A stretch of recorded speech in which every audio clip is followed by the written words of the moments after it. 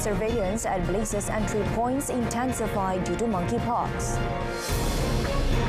Economy Ministry pledges full support for civil service reform.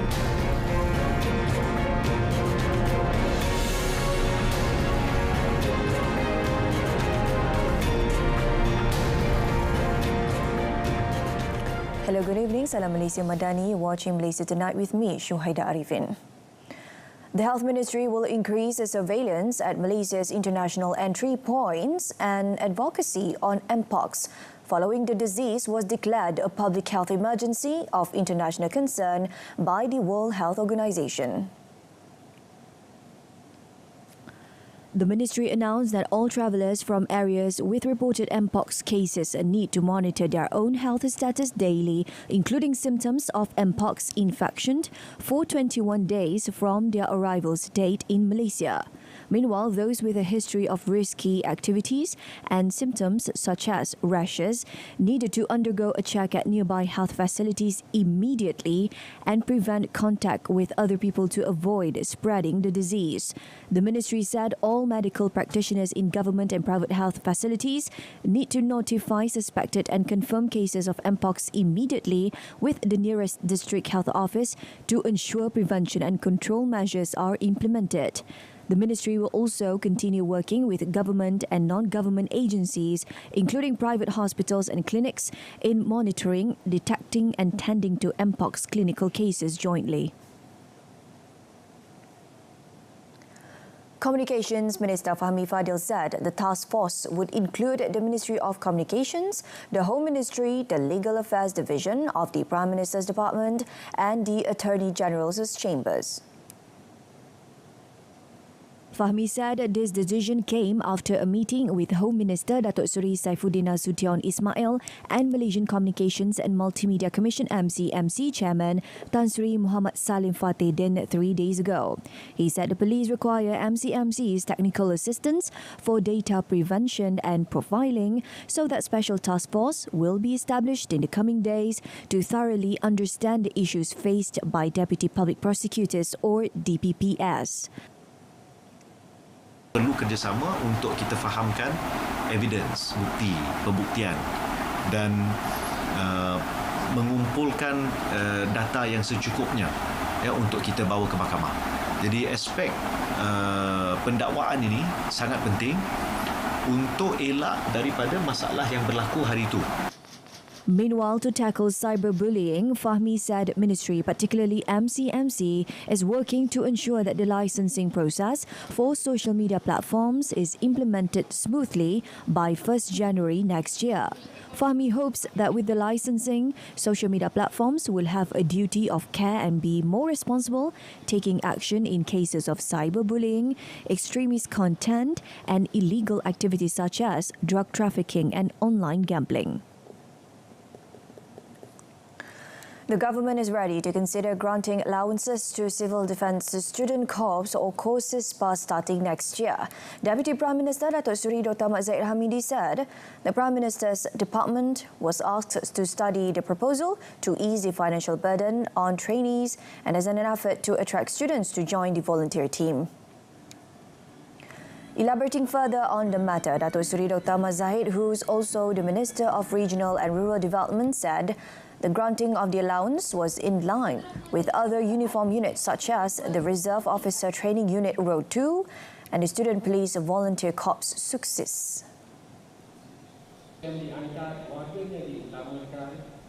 Saya yakin Yang Amat Berhormat Perdana Menteri selaku Menteri Kewangan akan melakukan penyelarasan dengan memberikan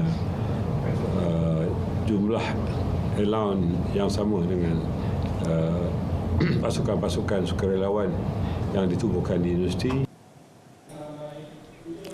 The Deputy Premier said participation in the uniformed unit is a condition to fulfill the co-curriculum of male and female students at public institutions of higher learning IPTA and private institutions of higher learning IPTS. Malaysia has pledged to halt new palm oil plantations in forest areas to support sustainability and maintain its current forest cover of 54%. Plantation and Commodities Minister Datuk Seri Johari Abdul Ghani said that palm fruits harvested from deforested areas will be barred from entering palm oil mills.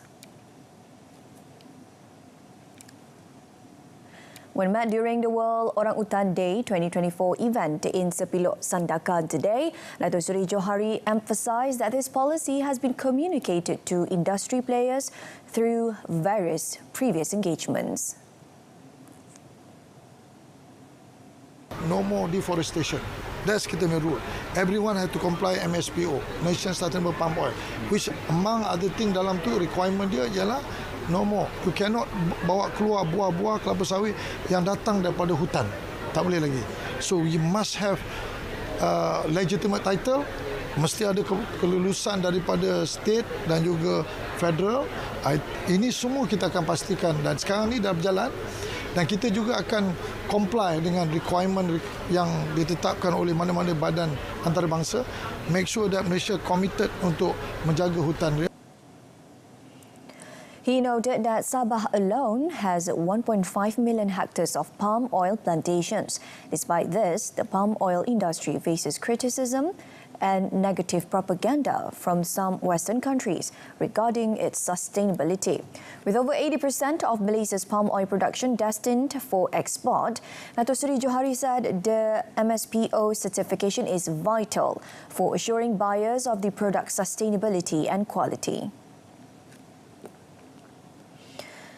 Terengganu has achieved a 60.4% completion rate for the Agricultural Census 2024 conducted by the Department of Statistics Malaysia (DOSM), lagging behind Pulau Pinang 65.3% since the census began on 7th July. Chief Statistician Datuk Seri Dr. Muhammad Uzair Mahidin indicated that this percentage represents the completion of the census for 55,815 out of 92,000 residences involved in agricultural activities. Additionally, 75.6% of the 480 surveyed business establishments have also been visited.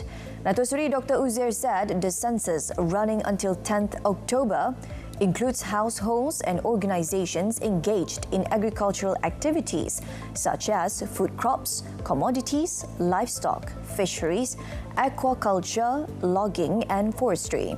He stated that the agricultural sector was the third largest contributor to Terengganu's GDP last year, accounting for 7.5% or 2.9 billion ringgit. The crop subsector is the largest contributor, making up 58.6%, followed by fisheries. The chief statistician also visited various subsectors in each district, including aquaculture in Kampung Cabang Kerteh, Kemaman, and dairy and goat farming in Kampung Kuala Besut, along with the MMT Tok Do project. Deputy Agriculture Census Commissioner Marlini Sahul Hamid accompanied him on the visit.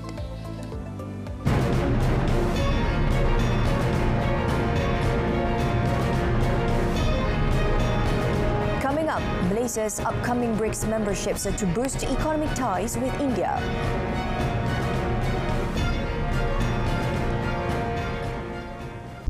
Kecemasan, boleh saya bantu? Hello, there's been a motorcycle accident here. Maybe an elephant ran it over. Sir, there is fire accident at the address number 5 Jalan Tembika Shah Alam. PGO from FRT Shah Alam, there was no fire accident here. Over.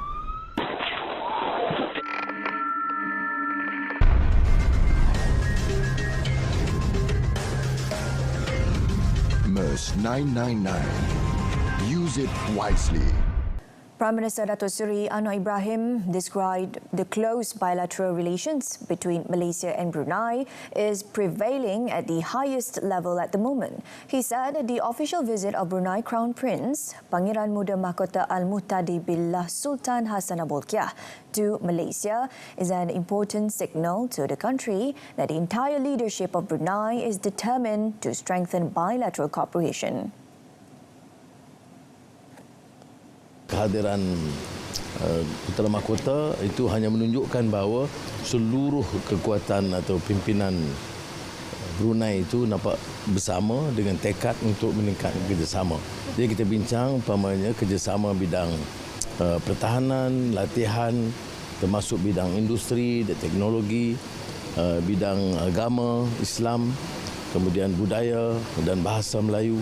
Ini semua dibicarakan, termasuk memberi ruang kepada anak-anak kita ke Brunei dan anak-anak Brunei ke Malaysia. When met after hosting a luncheon in conjunction with the courtesy visit of the Crown Prince of Brunei in Putrajaya today, Datuk Seri Anwar said he and the Sultan of Brunei, Sultan Hassan Al Bolkiah, had previously held a bilateral meeting to discuss the progress of cooperation between Malaysia and Brunei. Meanwhile, Datuk Seri Anwar congratulated Paetongtarn Shinawatra on her election as the Prime Minister of Thailand, thus making history as the youngest ever Thai Prime Minister and the second woman to hold the esteemed office. Datuk Seri Anwar said, close neighbours, Malaysia and Thailand share a vital and enduring partnership forged on a long-standing historical, cultural and economic links, as well as deep-rooted kinship. In his Facebook post today, the Prime Minister said the common pursuit of peace and development in southern Thailand also offers profound benefits for communities on both sides of the border. In addition, Datuk Seri Anwar said he looked forward to working closely with Paetongtarn to unlock the full potential of Malaysia and Thailand. He also expressed a sincere appreciation to Thailand's former Prime Minister, Srettha Thavisin, for his visionary leadership in strengthening the bonds between the two nations. The Economy Ministry will ensure Prime Minister Datuk Seri Anwar Ibrahim's noble desire to reform the public service is translated at the ministry and agencies levels. The ministry in a statement said civil servants are always ready to make changes, paradigm shifts in terms of behaviour and thinking so that the country's competitiveness can be improved. According to the statement, the ministry welcomed Datuk Seri Anwar's statement during the 19th Public Service Prime Minister's Council meeting on 16th August. It said the desire of the Prime Minister, who wants the reform of the public service to proceed with a special emphasis on the productivity and efficiency aspects of the service, is very welcomed. It added the Malaysian government is committed to reforming the public service. The Prime Minister in his address said the public service remuneration system, which replaces the Malaysian remuneration system effective 1st December, contains the spirit of civil service reform that needs to be implemented to make the Malaysia Madani agenda a success. On a related note, the implementation of the public service remuneration system is believed to be able to strengthen the country's domestic economic sector. Economic Analyst Associate Professor Dr. Aimi Zulhazmi Abdul Rashid said, by enhancing the domestic economy, it will subsequently reduce the country's dependency on the export sector. Kerana dikhawatiri krisis geopolitik, global yang tidak stabil boleh menjejaskan pertumbuhan KDN negara yang disasarkan di antara 4 ke 5% pada tahun ini dan lebih tinggi pada tahun-tahun yang akan datang. Jadi, pelarasan gaji ini memberikan suntikan pada ekonomi domestik secara keseluruhannya walaupun ia dilaksanakan pada akhir tahun ini. Associate Professor Dr. Aimi Zulhazmi also said that the salary adjustment is set to become a source of motivation, thereby encouraging the civil servants in implementing the government's policies. It also reflects the government's commitment to improving quality and value of public services amid the current challenging economic situation. The 14th Asia-Pacific Economic Cooperation APEC Energy Ministerial Meeting concluded with economic partners supporting the launch of the APEC policy guidance to develop and implement a low-carbon hydrogen policy framework in the Asia-Pacific. This policy guide provides a solid framework of reference for APEC economies to develop a comprehensive and effective hydrogen strategy. At the end of the two-day meeting, which started on 15 August, Deputy Prime Minister Datuk Seri Fadilah Yusof said the meeting also focused on the challenges and solutions to increase energy access for sustainable growth. This includes the development of hydrogen development roadmap and strategies, as well as the low-carbon hydrogen policy framework document for the APEC region. Datuk Seri Fadilah shared that the implementation of the National Energy Transition Roadmap (NETR) is based on supporting Malaysia's sustainable development aspirations, ensuring a fair and inclusive energy transitions, strengthening effective governance, and expanding the involvement of micro, small, and medium enterprises in the energy ecosystem. A National Energy Transition Roadmap, or in short NETR, launched in July 2023, emphasizes a just and equitable transition towards renewable energy sources. This roadmap outlines guiding principles and initiatives to ensure that the energy transition benefits all segments of society. Malaysia's participation in BRICS alongside India's established presence in the intergovernmental organisation presents significant opportunities for both nations to deepen their economic collaboration through the influential trade platform. Founder of ASEAN India Business Council Malaysia, Datuk Ramesh Kodamal, highlighted that Malaysia's integration into BRICS will provide a strategic advantage in strengthening economic ties with India. He said this alignment with BRICS, combined with a shared interest in the Indo-Pacific region, positions Malaysia as a pivotal trade and investment hub. He noted that India is already a key member of BRICS, and Malaysia's upcoming membership in the group presents a valuable opportunity for both countries to leverage the platform for mutual benefit.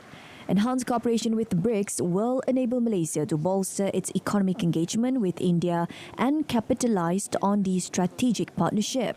Prior to this, Prime Minister Datuk Seri Anwar Ibrahim announced that Malaysia will first become a partner country of BRICS before finalising its full participation in the grouping. As of 31st December last year, there were 15,809 registered cooperatives nationwide with a total membership of 7.2 million. Entrepreneurs and Cooperatives Development Minister Dato' Iwan Benedict said these cooperatives have accumulated a combined shares capital and fees amounting to 17.4 billion ringgit, with a total assets valued at 165.8 billion ringgit and overall revenue of 64.5 billion ringgit.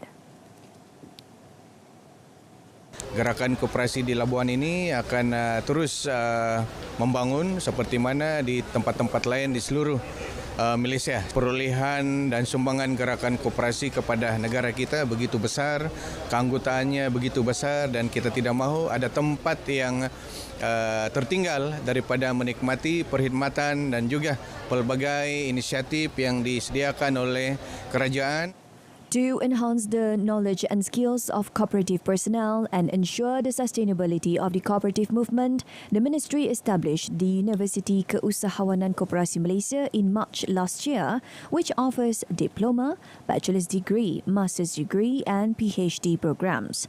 The facility is expected to help transform and enhance the cooperative landscape in Malaysia, making it more competitive on the international level.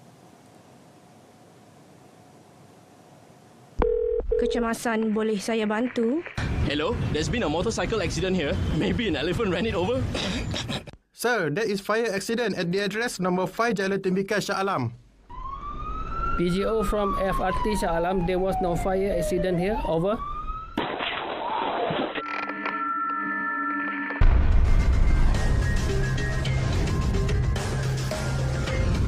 MERS 999. Use it wisely.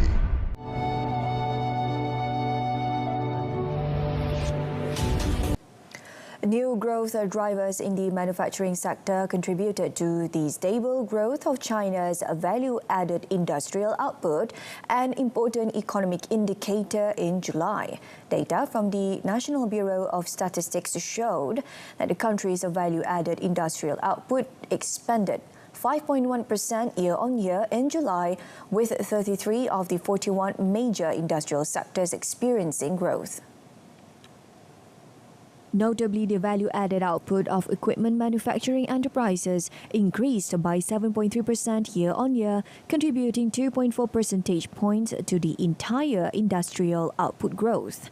The new growth drivers of the manufacturing sector, including high-end equipment manufacturing, information technology and green industries, were also major contributors to the industrial output growth in July.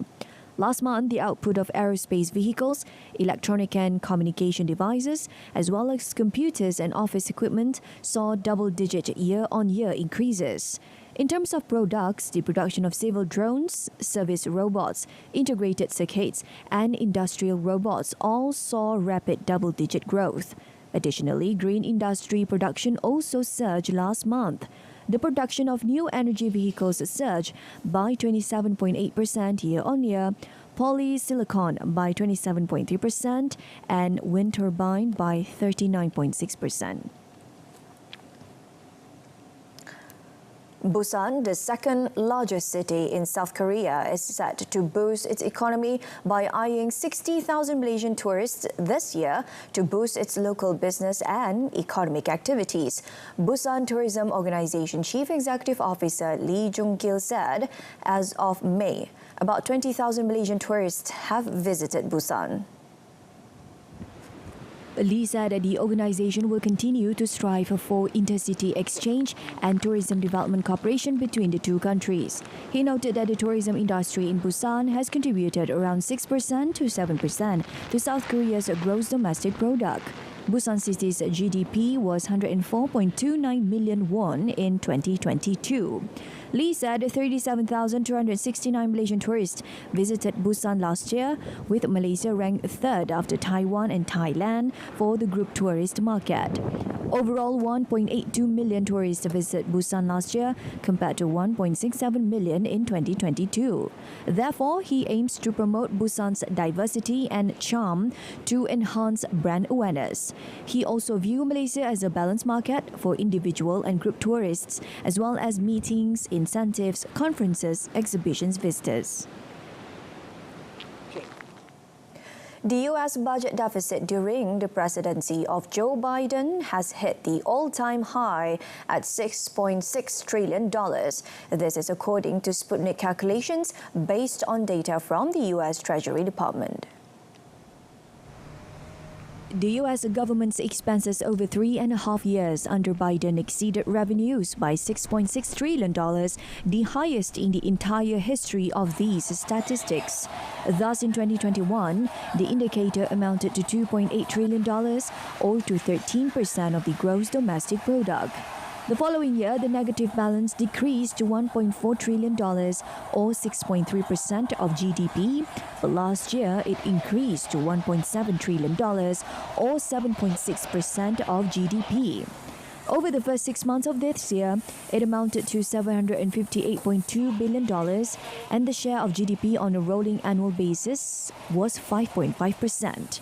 His predecessor, Donald Trump, accumulated a total deficit of $5.6 trillion. Barack Obama became the only American leader in this century who managed to reduce the U.S. budget deficit by the end of his presidency to $2.2 trillion from $5.1 trillion under George W. Bush.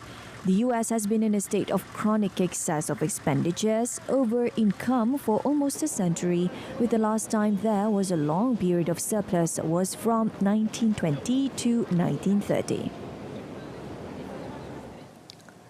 The ringgit is expected to stay at the current levels of 4.43 to 4.45 against the greenback next week, amid a caution as a series of U.S. Federal Reserve FED officials will speak publicly on the American economy. Bank Muamalat Malaysia Berhad Chief Economist Dr. Muhammad Afzanizam Abdul Rashid said the market spotlight will be on FED Chairman Jerome Powell's speech during the Jackson Hole Symposium next Friday. He said at the current juncture, all data point to an eventual rate cut in the upcoming U.S. Federal Open Market Committee meeting in September. He also said the main issue is about the quantum of the rate cut and the ability of the FED to engineer a soft landing, as talks of a possible US recession tend to resurface now and then. For the week just ended, the ringgit traded firmly on the expectation of a robust expansion of the Malaysian economy, which recorded 5.9% growth in the second quarter, beating expectations. It revisited the 4.41 level against the US dollar on Wednesday, the strongest level in 16 months. However, on a Friday-to-Friday basis, the ringgit slid to 4.4295/4350 against the US dollar from 4.4200/4280 a week ago. The local unit also traded mostly down against the other major currencies. The rubber market is set to trade slightly higher next week due to heavy rainfalls in Thailand. Industry expert Dennis Low said the weather, which is expected to hamper rubber tapping activities, would help to support prices amid sluggish demands. Therefore, he added that the market is likely to remain stable and prices should be steady since there does not appear to be any increased demand or need for more stocks. Meanwhile, a dealer said Malaysian rubber prices would continue to track the performance of regional rubber future markets, ringgit's strength against the US dollar, and benchmark crude oil prices amid growing optimism for a United States rate cut in September 2024. She said market operators would continue to monitor updates on US and China economies while keeping a close watch on geopolitical conflict developments and global economic performance. On Friday-to-Friday basis, the Malaysian Rubber Board's MRB reference price for Standard Malaysian Rubber 20 (SMR20) increased by 10% to 785 cents per kilogram from 775 cents per kilogram a week earlier. Meanwhile, latex in bulk declined by 3 cents to 628.5 cents per kilogram from 631.5 cents per kilogram previously. At 5 p.m., the MRB reference price for physical SMR20 stood at 781 cents per kilogram, while latex in bulk was at 629.50 cents per kilogram. The crude palm oil CPO futures contract on Bursa Malaysia derivatives is expected to trade in cautious mode next week. Palm oil dealer David Ng said the CPO futures prices are anticipated to trade on a downward bias between 3,600 ringgit and 3,750 ringgit a tonne, in tandem with the bearish soybean oil market. He said the oversupply situation in the soybean market is weighing down on prices, mainly due to record planting in South America. On a Friday-to-Friday basis, new spot month September 2024 increased 45 ringgit to 3,872 ringgit a tonne. October 2024 inched up 6 ringgit to 3,752 ringgit a tonne, while November 2024 dipped 42 ringgit to 3,681 ringgit a tonne.